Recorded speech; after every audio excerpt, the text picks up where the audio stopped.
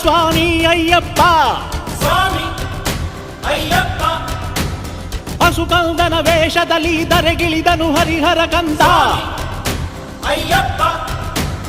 ಕಣ್ಣಿರದ ಗುರುಪುತ್ರಗೆ ಮಾತನ್ನು ಕೊಟ್ಟ ಭಕ್ತರಿಗೆ ತಾನೊಲಿದು ಕರುಣೆಯ ಕಣ್ಣಿಟ್ಟ ಸ್ವಾಮಿ ಅಯ್ಯಪ್ಪ